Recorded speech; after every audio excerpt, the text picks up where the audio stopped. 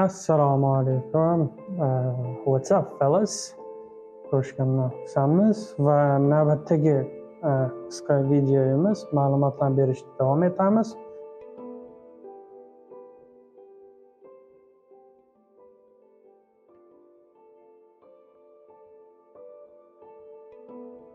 Keyingisi bu inglizchasiga aytib o'taman. Birinchi Long March 1934 va 1935 yillarga to'g'ri keladigan voqelik Xitoy tarixidagi eng ta'rif kerak bo'ladigan voqelik hisoblanadi. Aynan mana shu nuqtani bilib o'tishimiz shart Xitoyni o'rganayotgan davrimizda. Ya'ni bu voqelik qanday ta'riflanib beriladi?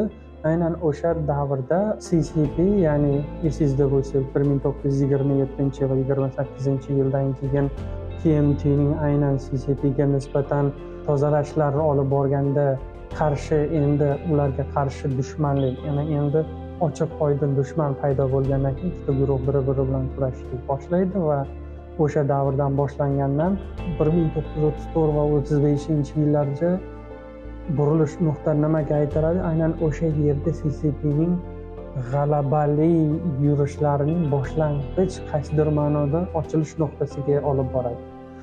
Bu yerda CCP o'zini KMTga qarshi 80 minglik Qizil armiyasidan to bir yilning ichida oxirgi eng qolgan o'sha Jiangxi hududida, ya'ni o'sha katta jang bo'lib o'tgan bu Jiangxi hududida bo'lib o'tadi va o'sha yerdan bor yo'g'i 8 mingta askar tirik qolishga muvaffaq bo'ladi.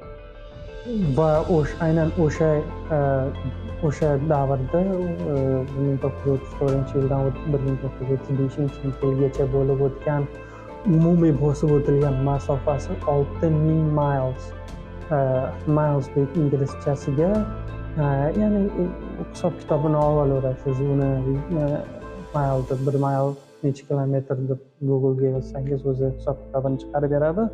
Amerikada asosan mileslarda hisob kitoblar qilinadi.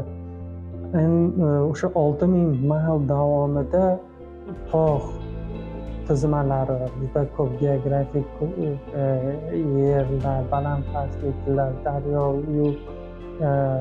suvlardan kechib o'tishlari, juda ko'p qiyinchilikli va uzoq muddatli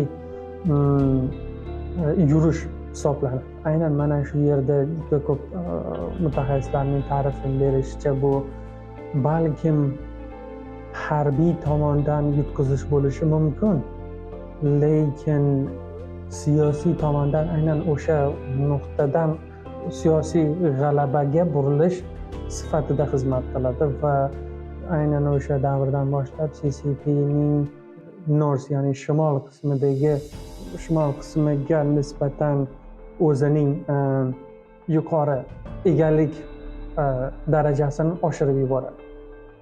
Va keyingi voqea bu o'sha oldingi videolarimizda o'tib o'tganimizdek 1937-yildan boshlab ikkinchi Sino Yaponiya urushi boshlanadi. Aynan mana shu yerda ikkita guruhning bir-biriga qarshi urushlari bir muddatga to'xtab, yana yagona dushman oldida qaysidir ma'noda birlashgandek bo'lishadi. Ya'ni bu yerdan boshqa uchinchi dushman kelyapti. CCP va KMT ikkalasi bir insonlar, g'oyaviy tomondan bir emas, lekin umumiy xitoyliklar kelinglar, mening fikrimcha kelinglar bir kelishib olaylikda dushmanga qarshi urushaylik, ularni yutgandan keyin yana o'zimiz o'zaro kelishib olamiz degan ma'noda bir kelishish bitmini qilgandek go'yo aynan o'sha davrda. Va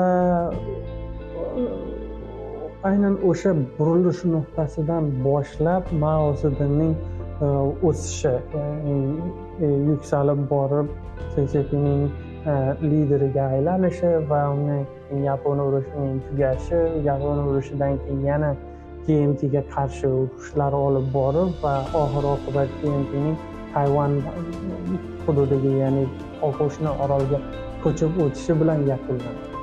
Va mana shu yerdan boshlab qaysidir ma'noda g'alabaga yetaklovchi nuqta mana shu voqelik. Aynan mana shu sabab 1934 va 1935 yildagi voqeani ochib berishga harakat qildi. Uning sababi ham aynan mana shu. Va bu o'z navbatida keyingi voqelik Zun-i konferensiya, ya'ni Zun-i voqeligiga olib boradi. Hozircha shu edi. Hammaga rahmat. Keyingi voqelik bu Sian voqeligini gaplashib o'tamiz, ya'ni 1936 yilga taalluqli bo'lgan. Hammaga rahmat.